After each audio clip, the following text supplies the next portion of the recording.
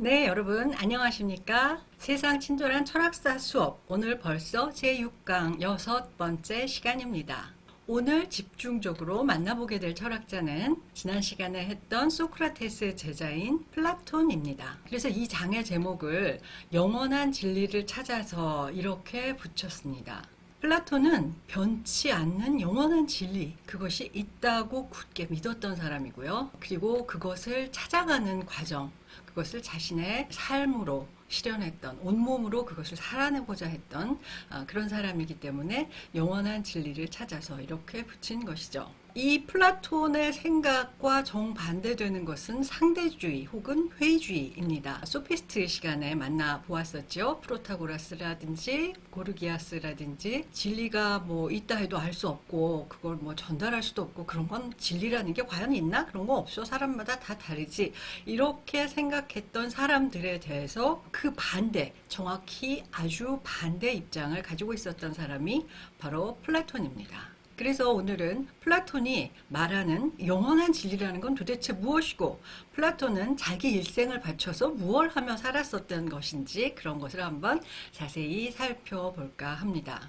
기원전 427년에서 기원전 347년에 살았던 사람으로 전해지고요. 5강에서 소크라테스가 결국은 사형을 받아들이고 세상을 떠나는 장면으로 마감이 되었죠. 그 소크라테스의 최후를 한번 연결시켜서 한번 이야기를 이어가 볼까 합니다.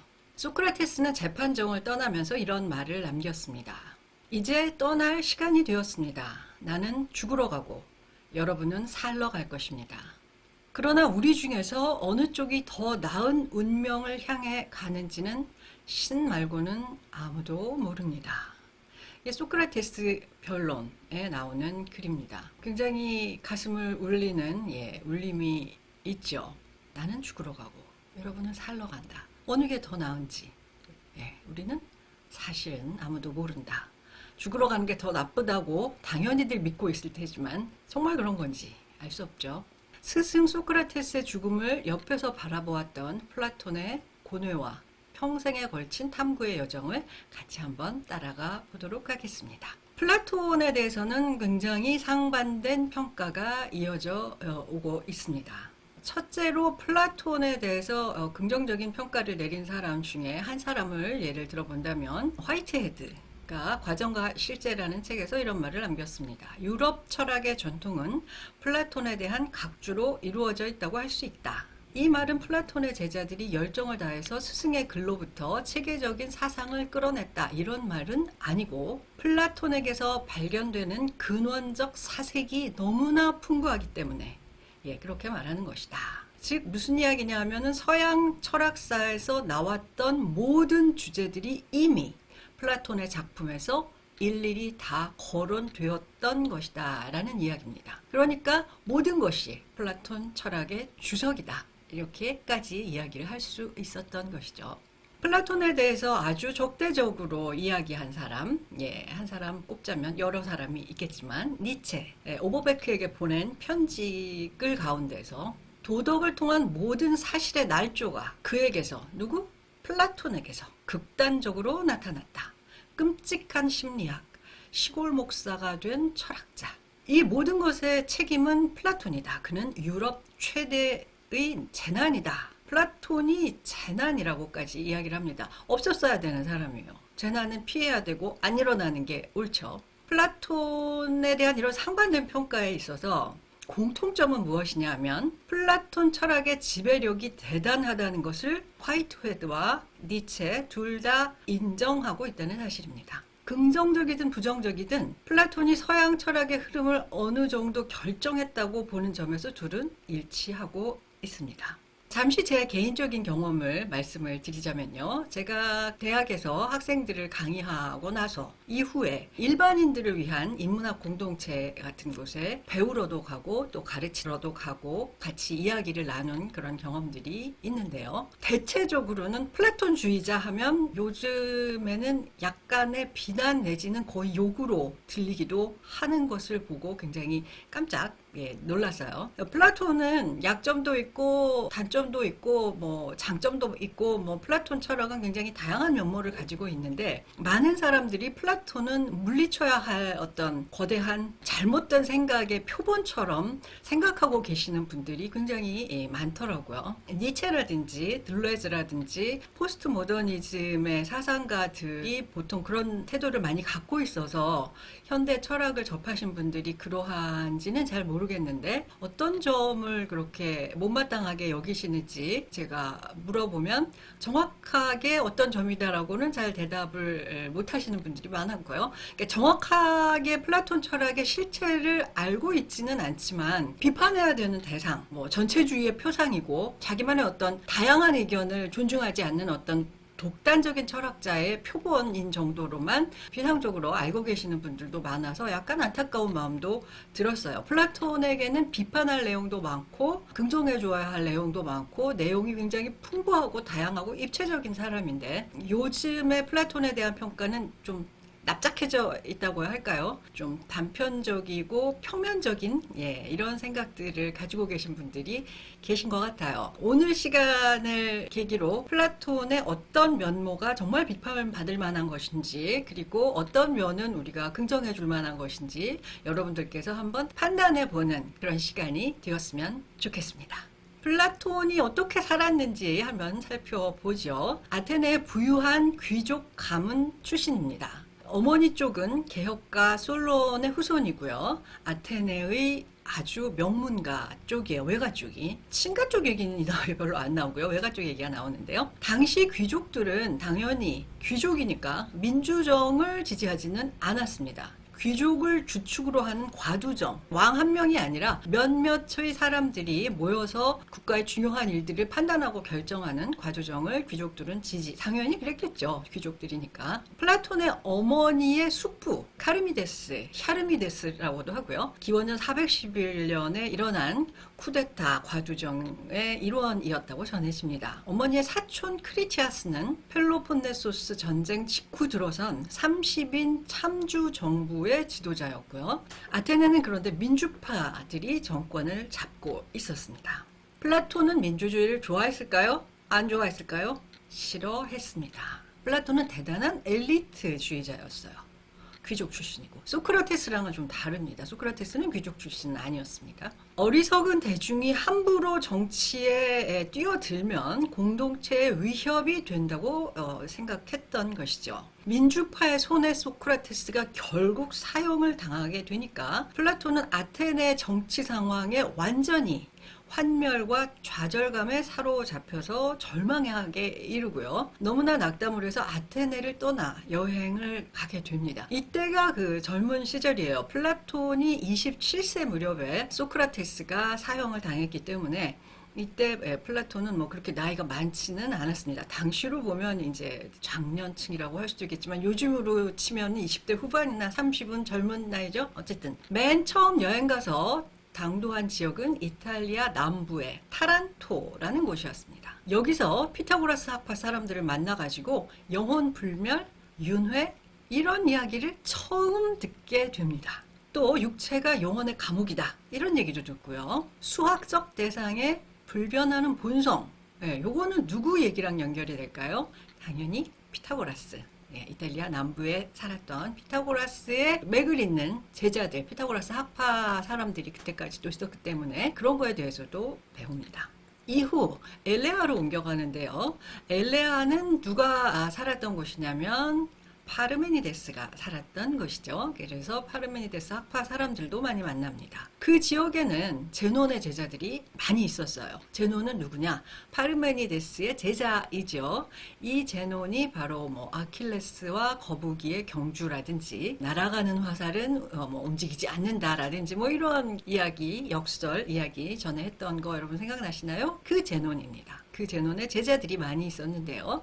그들에게서 존재는 불변하고 운동하지 않는다. 변증법적인 논리 이런 것도 많이 익히게 됩니다. 당시 아테네에서는 들어보지 못한 그런 이야기들을 많이 만나게 되는 것이죠. 그리고 아테네에서 포기했던 자신의 정치적 실험을 시도하려고 합니다. 이런 나라, 그러니까 막연한 민주주의, 이거를 플라톤은 중우 정치라고도 했는데요. 중은 대중이고 우는 바보입니다. 바보들이 대중이 되어가지고 그들이 정치를 좌지우지하면 소크라테스처럼 훌륭한 학자도 마구 사형을 시키는 그런 야만적인 정치가 될 수 있다는 거죠.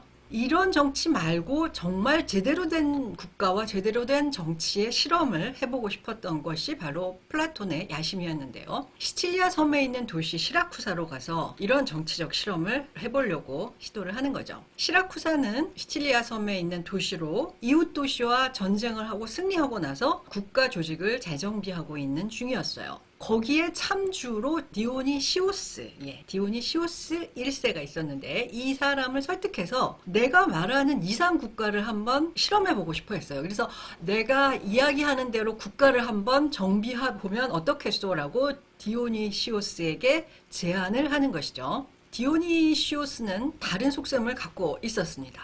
아테네의 유력한 귀족 청년을 이용해서, 이게 누굽니까? 플라톤이죠. 플라톤은 정치적으로 굉장히 영향력이 막강한 집안의 자제였으니까요. 근데 그 아테네의 유력한 귀족 청년 플라톤을 이용해서 자기 권력을 강화하고 경제적인 지원도 좀 받고, 이럴 속셈으로 플라톤을 가까이 했던 것입니다. 플라톤의 말대로 이상국가를 꾸려보겠다? 이런 생각 하나도 없었던 사람이에요. 디오니시오스하고 플라톤이 서로 목적이 달랐기 때문에 동상이몽이지요. 관계가 금방 어긋나 버립니다. 그래서 디오니시오스는 플라톤을 감옥에 가두어라, 이렇게 해서 인질로 잡혀서 갇히게 되고요. 플라톤은 당시 감옥이 좀 허술했는지 탈출해서, 섬이니까 배를 타고 도망을 가게 됩니다. 그런데 얼마 못 가 붙잡혔고요. 참주는 이번에는 그를 가두는 게 아니라 노예 상인에게 팔아버렸어요. 그러면 이제 어디론가 노예로 팔려가서 죽을 때까지 노예 생활을 할 수밖에 없는 절체절명의 상황이죠. 이때 아니케레스라는 사람을 만납니다. 이 사람은 키레네 출신의 철학자인데요. 소크라테스의 제자의 제자입니다. 플라톤을 보고 알아봤죠. 자네 플라톤, 아니 이 노예 시장에서 노예로 팔려가다니 이게 웬일인가? 그 명망 높은 귀족 가문의 자제인데 이렇게 깜짝 놀라서, 이 아니케레스는 좀 부유한 사람이었어요. 그래서 몸값을 내고 플라톤을 자기가 사서 노예 신분에서 풀어주고 아테네로 돌아갈 수 있도록 도와줍니다. 플라톤은 이제 천신만고 끝에 고생을 하고 아테네에 돌아온 다음에 본인 돈이 많이 있으니까요. 아니케레스에게 자신을 풀어주기 위해서 아니케레스가 지불했던 그 액수의 돈을 돌려보냅니다. 그보다 좀 더 얹어서 보냈겠죠. 사례금이니까. 그랬더니 아니케레스가 그 돈을 다시 돌려보냈습니다. 그러면서 뭐라고 말을 했는고 하니, 자신은 철학을 위해서 그렇게 한 거다. 플라톤, 네가 좋아서라기보다 철학의 발전을 위해서 너를 구해준 것이니 이 돈도 철학을 위해 써주었으면 좋겠다. 이렇게 당부를 했습니다. 아니케레스 참 훌륭한 사람이죠. 아니케레스가 돌려보낸 돈으로 플라톤은 무엇을 하느냐 하면 요즘으로 치면 체육관을 하나 구입을 합니다. 고대 영웅 중에 그리스 사람들이 섬기는, 그리고 기리는 영웅 중에 아카데모스라는 사람이 있는데요. 이 아카데모스를 기리는 그 숲 속에 있는 김나지움, 여기서는 체력 단련 같은 거, 요즘으로 치면 체육관? 피트니스 센터 정도? 이런 곳으로 우리가 알 수 있는 그런 체육관을 하나 구입을 해서 거기에다가 체력과 실체의 단련이 아니라 정신을 단련할 수 있는 철학 학교를 거기에 세웁니다. 이것이 바로 그 유명한 아카데미아입니다.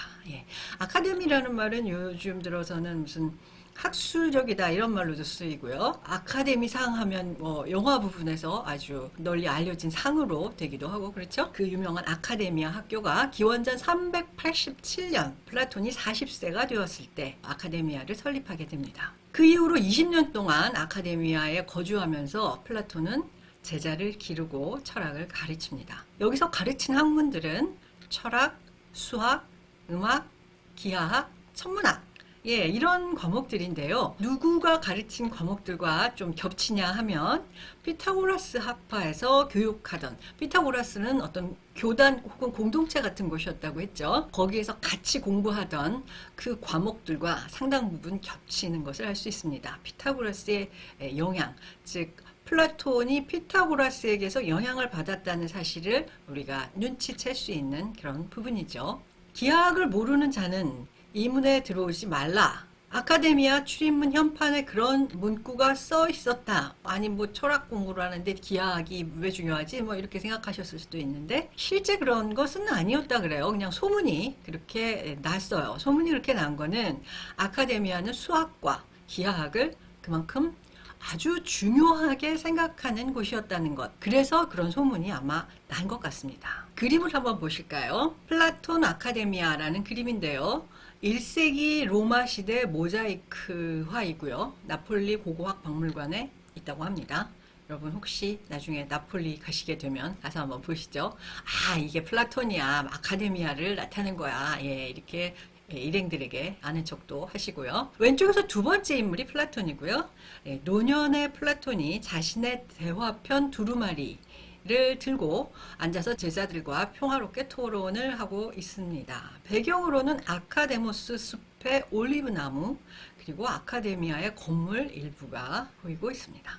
아카데미아에서 중요한 교과목은 뭐니 해도 제일 중요한 건 철학입니다. 그 외에 수학, 기하학, 천문학, 수사학, 변증법 등도 가르쳤습니다. 수업료가 전혀 없었어요. 일부러 그랬는데요. 뭐 때문일까요? 소피스트와의 차별화 때문입니다. 소크라테스도 그렇고 플라톤도 그렇고 소피스트에 대해서는 좋지 않게 생각을 했어요. 지식을 돈 받고 가르친다는 것에 거부감을 많이 느꼈다고 합니다. 플라톤은. 그래서 자신은 수업료를 받지 않았어요. 물론 수업료를 받지 않고도 운영해 갈 만한 자금력이 플라톤에게는 있어서 당연히 그렇게 할 수 있었겠죠. 요즘의 기숙학교처럼 스승과 제자 모두 학교 안 시설에 머물면서 공동 생활을 했습니다. 게다가 드물게도 고대 세계에서는 정말 드문 일인데요. 여성도 제자로 받아주었습니다. 당시의 그리스 민주정에서는 자유민, 즉 노예가 아니고 자유민, 그리고 성인인 남성만 직접 민주주의에 참여할 수 있다는 말씀을 전해드린 적이 있는데요. 여성은 시민의 일부로 인정하지 않았습니다. 그런데 플라톤은 여성도 제자로 받아주게 되지요. 이것은 플라톤이 특별히 성평등주의자라거나 꼭 그렇다기보다는 그의 철학관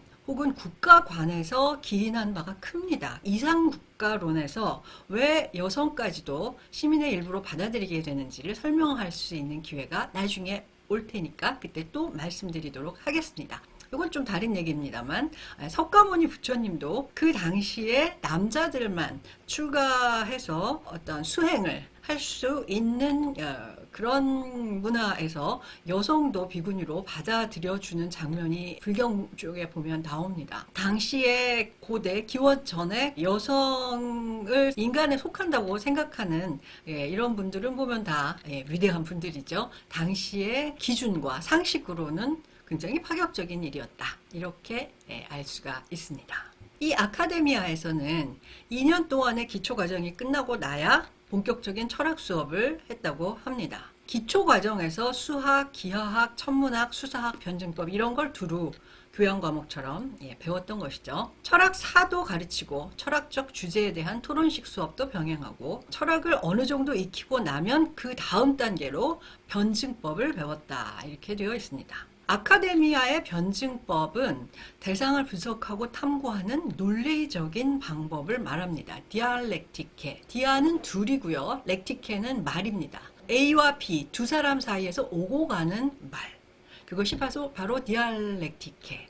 영어에서는 다이얼로그라고도 그 어원이 남아 있고요. 디알렉티케는 서로 간의 어떤 논쟁, 논박 이렇게 하면서 철학적 사유가 깊어지는 과정을 나타냅니다. 플라톤은 실제로 이 변증법을 자기 대화편에다 적용을 하고 있어요. 소크라테스 이야기 할 때 소크라테스의 독특한 질문 방법, 뭐뭐란 무엇인가, what is 뭐뭐, what is X, X란 무엇인가, 경건이란 무엇인가, 용기란 무엇인가, 이런 것들이 소크라테스의 독특한 질문이었다고 했죠. 그것을 우리가 알아보는 독특한 대화편 하나로 에우티프론을 같이 살펴본 적이 있습니다. 5강에 혹시 들어보신 분들은 기억이 나실 텐데요. 에우티프론에서처럼 주장이 나오고 그 주장을 검토하고 또 대립하는 관점이 나오고 그런 과정을 통해서 참된 진리를 찾는 그런 논리적 방법이 바로 변증법입니다.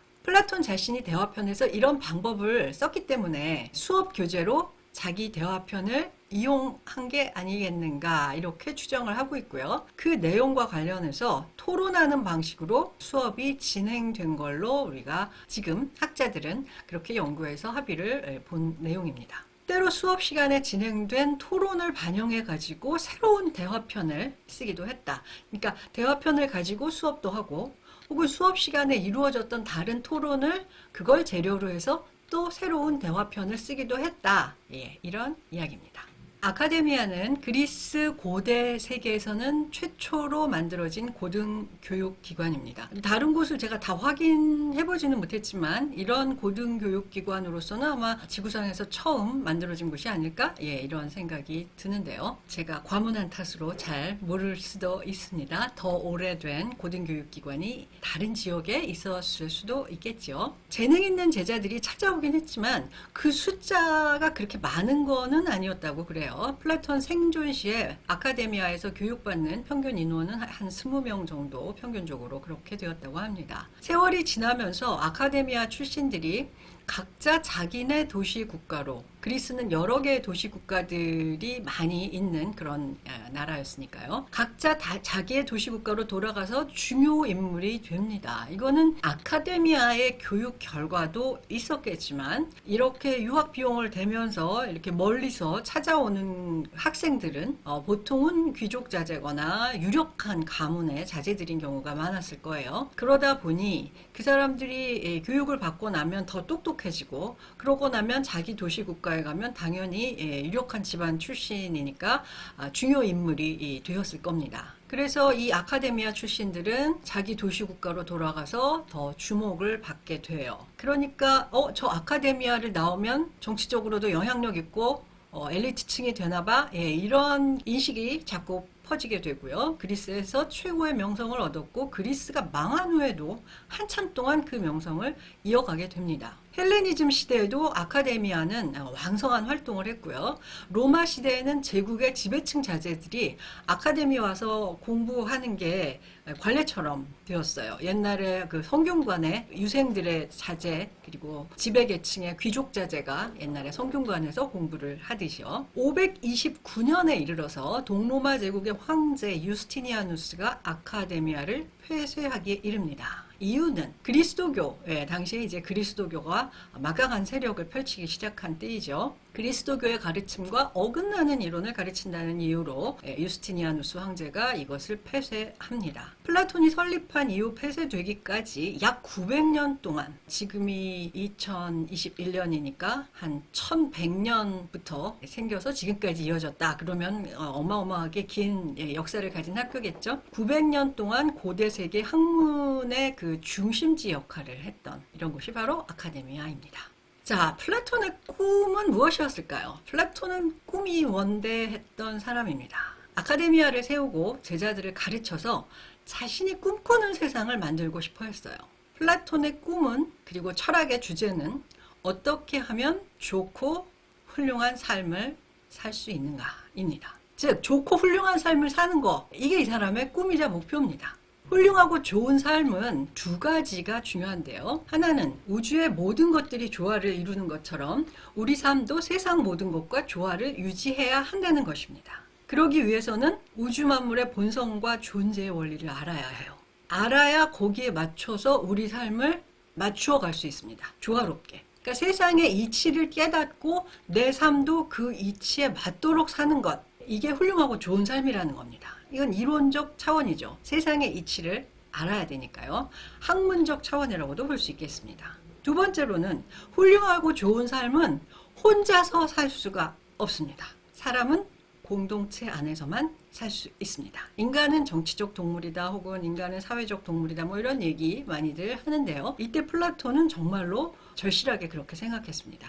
이때 플라톤이 생각하는 사회, 공동체라는 건 폴리스를 말합니다. 사람은 공동체, 즉 폴리스라는 공동체 안에서 살아가야 되기 때문에 조화로운 공동체가 꼭 필요합니다. 이상적인 폴리스, 이상적인 도시국가를 건설하고 사람들의 도덕성을 회복해야 한다. 즉, 훌륭하고 좋은 삶은 이 세상의 이치를 깨달아서 거기에 자신의 삶을 순리대로 맞추어가는 삶이면서 동시에 공동체가 여건이 마련되어야 한다는 것입니다. 자기 혼자서 아무리 훌륭하고 좋은 삶을 살려고 해도 자기가 몸담고 있는 폴리스가 엉망진창이면 절대로 좋고 훌륭한 삶을 살 수가 없다. 이게 플라톤의 생각입니다. 그러니까 공동체부터 제대로 정비를 해야 한다는 것이죠. 이것이 실천적 차원의 이야기입니다.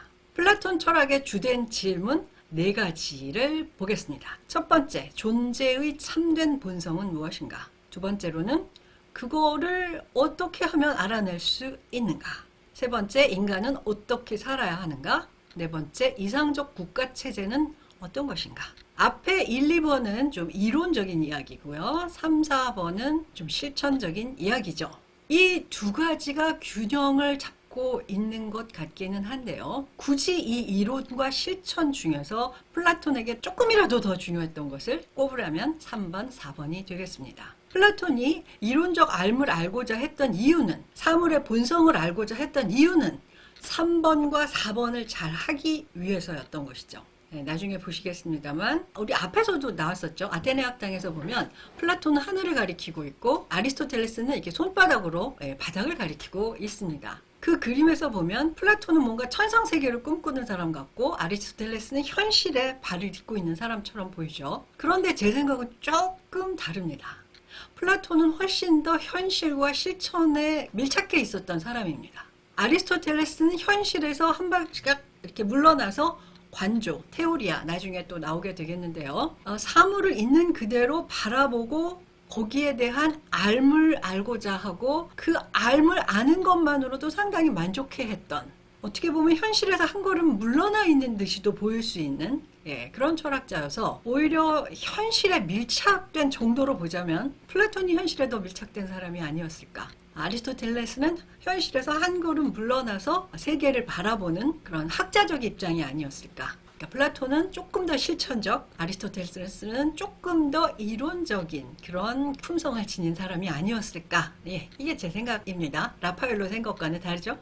그런데 이 4가지 질문은 훌륭하고 좋은 삶의 조건이라는 그것에서 서로 다 연결되어 있는 질문입니다. 자, 그럼 이렇게 4가지 질문을 차례대로 살펴보겠는데요. 첫 번째로 존재의 참된 본성은 무엇인가? 5강에서 우리가 에우티프론을 살펴보았었습니다. 소크라테스 다룰 때요. 경건이란 무엇인가? 이게 에우티프론의 주제였습니다. 경건한 행동을 경건한 행동이게끔 해주는 경건함의 본질은 과연 무엇이겠는가? 플라톤의 용어로는 본질 대신에 경건함 자체 혹은 경건함의 이데아 혹은 경건함의 형상, 에이도스, 이거를 한번 파고 들어가 보자는 것이 에우티프론의 주제였던 것이죠. 존재의 참된 본성은 무엇인가 할 때 존재의 참된 에이도스는 무엇인가, 우리가 이렇게 볼 수도 있습니다. 플라톤의 대화록의 그 사진인데요. 에우티프론 도입부입니다. 895년에 제작된 코덱스 형식의 책인데요. 현존하는 필사본 중에서는 제일 오래된 필사본이라고 합니다. 자, 사물의 본질을 얘기할 때 플라톤의 이데아 이론, 이런 얘기 많이 하죠. 참되게 있는 것은 무엇이다? 이데아다. 사물은 참되게 있는 것이 아니고요. 이 세계에 정말 참되게 존재한다고 할 만한 것, 그게 뭐냐? 이데아다. 이 이데아는 안 변합니다. 안 변하고요. 고정불변하고 그리고 참되게 있어요. 이 모티브는 어디에서 왔을까요? 여러분들 조금 생각해 보시면 아실 수 있겠죠? 앞에 강의의 파르메니데스에서 있다의 길, 뭐 이런 얘기 들었었죠. 있지 않다의 길. 그래서 진짜로 있는 것은 구 모양으로 생겼고요. 변하지 않고요. 소멸하지도 생성하지도 않고요. 이런 모티브들 있다는 것. 이 모티브들을 아마 플라톤이 엘레아 학파에게서 들을 때 굉장히 영향을 받은 게 아닐까, 이렇게 생각이 듭니다. 이데아라는 얘기 많이 들어보셨죠? 요즘 영어에선 아이디어, 너 그 아이디어 참 좋은데? 할 때 그 아이디어이기도 하고요. 나중에 관념, 근대 경험론 혹은 근대 합리론에 가서도 또 나오는 말입니다. 근데 그때그때 뜻이 굉장히 다양하게 사용이 되니까요. 여러분들이 어느 시대에 쓰인 이데아인가를 잘 생각을 해보시면 좋겠습니다. 이데아의 첫 번째 뜻은 사물의 본질이라는 뜻입니다. 꽃이 꽂힌 이유는 그 꽃이 꽃의 본질을 가지고 있기 때문입니다. 이데아를 갖고 있기 때문이에요. 플라톤식으로 표현하면 꽃이 꽂힌 이유는 그 꽃이 꽃의 이데아를 갖고 있기 때문에 꽃입니다. 플라톤은 이데아를 갖고 있다는 표현보다는 이데아에 참여한다, 이데아를 나누어 가진다, 이렇게 표현을 합니다. 분유, 분유, 나누어 가진다. 영어 번역에서는 share라는 말도 써요. 여러분들 이렇게 공유한다라는 뜻 있죠. 사물의 이상적인 상태가 또 이데아의 뜻의 하나입니다. 꽃의 이데아는 가장 꽃다운 상태, 가장 꽃 중에서도 꽃 중에 꽃, 뭐 이런 말 우리 할 수 있죠. 꽃 중에 꽃. 여러 가지 모습의 그 꽃들 중에서 제일 곱고 탐스럽고 아무튼 꽃으로서의 모든 장점을 다 갖고 있는 상태. 이게 바로 꽃의 이데아입니다. 사물의 이상적인 상태를 이야기해요. 그래서 이데아 뒤에 리즘 이렇게 붙이면 아이디얼리즘 하면 이상주의라는 말이 되죠, 여러분. 네 생각은 너무 이상적이야. 그게 이데아에서 나와서 그렇습니다. 가장 이상적인 상태가 이데아입니다. 세 번째, 이데아는 사물의 존재 근거이기도 합니다. 꽃의 이데아가 없으면 꽃은 존재할 수 없어요. 왜? 꽃의 이데아를 좀 나누어 가지고 있거나 그걸 좀 닮았거나 그 이상적인 상태에 좀 다가가려고 하는 그 무엇, 그게 꽃이거든요. 근데 이데아가 없으면 꽃이라는 본질을 가질 수가 없으니까 그냥 사물로 보는 뭐 해바라기, 채송화, 민들레 다 존재할 수가 없는 겁니다. 꽃이 꽃으로서 존재하려면 먼저 꽃의 본질부터 존재해야 한다. 이것이 바로 이데아가 사물의 존재 근거다라는 뜻입니다. 여기에 대해서는 여러분도 반론을 제기할 수 있으시죠. 꽃들이 있고 나서 꽃의 본질이 있다. 즉 수많은 꽃들이 있고 그 꽃들의 공통된 점을 우리가 다 꼽아보면 그게 바로 꽃의 본질이다. 그러니까 개별적인 꽃들이 먼저 있고 그 다음에 거기서 공통되는 점들을 추려 모아보면 그게 꽃의 본질이지 무슨 꽃의 본질이 먼저 있냐. 이렇게 말한 사람이 바로 집계제자 아리스토텔레스입니다. 플라톤을 비판하는 사람들이 엄청 많이 제기하는 문제죠. 이 문제가 없을 거라고 생각할 리가 없습니다. 플라톤도 똑똑한 분인데. 그런데도 이 이데아론을 밀고 나가 보려고 했어요. 왜 그랬을까요? 이데아론이라는 걸 이렇게 밀고 나가기가 쉽지 않은 이론인데 왜 그랬을까? 그 사연도 우리가 한번 들여다볼 필요가 있겠습니다. 어떤 이론이든지 비판하기 전에 일단 그 이론을 잘 알고 나서 비판을 하면 좀 더 심도 있고 좀 더 깊이 있고 좀 더 확실하고 좀 더 강력한 비판을 할 수 있어요. 잘 모르면 피상적인 비판밖에 못합니다. 이데아론을 비판하는 사람들 굉장히 많은데요. 아까 니체도 보셨겠지만 이후에 포스트 모더니즘 학자들 중에 플라톤 비판하는 사람 굉장히 많습니다. 정치 철학자 중에 뭐 칼 포퍼도 있고요. 아주 많습니다. 플라톤은 전체주의자이고 뭐 이데아 이론은 다 쓸데없는 얘기고 이런 얘기 많이 하는데 이데아론이 뭔지를 잘 아신다면 여러분들도 비판을 하더라도 보다 효과적인 비판을 하실 수 있게 될 것 같습니다. 좀 들여다보죠. 플라톤은 꽃의 이데아가 먼저 있고요. 여러 가지 꽃들은 이데아에 참여함으로써만 참여한다. 영어로는 participate 이렇게 씁니다. 그 참여함으로써만 꽃으로 존재할 수 있다. 이게 플라톤의 생각입니다. 비유를 들었는데 어떻게 비유를 들었냐면요. 이데아와의 사물의 관계는 마치 나무 그리고 나무 그림자의 관계와 같다. 나무는 그림자와 상관없이 그 자체로 존재하지만 그림자는 나무 때문에 생긴다. 그렇죠, 여러분? 흐린 날은 그림자가 없고 아주 깜깜하면 또 그림자가 없습니다. 나무부터 있고 또 그걸 비춰주는 빛이 있으면 그림자가 생기죠. 그리고 그림자는 또 왔다 갔다도 합니다. 태양이 변함에 따라서 이쪽으로 생겼던 그림자가 이쪽으로 가기도 하고. 그림자는 왔다 갔다 하는데 그리고 태양의 고도에 따라서 그림자가 짧아졌다 길어졌다 하죠. 그림자는 변하기도 하고 사라지기도 하지만 나무는 안 그렇습니다. 그대로 그 자리에 있습니다. 이처럼 이데아가 먼저 있어야 사물이 있을 수 있다. 즉 나무가 있은 다음에 그림자가 있을 수 있다. 나무는 그림자와 무관하게 자기 혼자 존재할 수 있다. 그림자는 어때요? 나무 없으면 존재를 못합니다. 따라서 사물은 나무의 그림자에 해당하기 때문에 나무에 해당하는 이데아가 있어야지만 존재할 수 있는 겁니다. 그래서 이데아가 사물의 존재 근거다. 이게 플라톤의 비유입니다. 그러면 이데아가 사물보다 더 확실하게 있는 것이죠. 나무의 그림자보다는 나무가 더 확실하게 있는 것이니까요. 그러면 실제로 꽃보다는 꽃의 이데아가 더 확실하게 있어야겠죠. 어디에 있을까요? 꽃은 화단에 가면 있고요.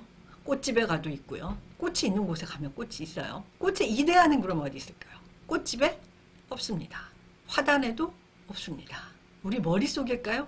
아닙니다. 그럼 이 꽃의 이데아는 어디 있을까요? 이데아는 지성을 통해서만 알려집니다. 즉 지성이 없는 존재자들, 뭐 개라든지 말, 소 뭐 이런 애들은 이데아를 알 수가 없어요. 지성을 가진 인간에게만 이데아가 알려지고 인간은 지성을 통해서만, 감각이 아닙니다. 감각을 통해서는 이데아를 알 수가 없어요. 지성을 통해서만 이데아를 알 수 있는데 그렇다고 해서 머릿속에 있는 것은 아니라고 합니다. 어딘가 실제로 존재한다. 이게 플라톤의 주장입니다.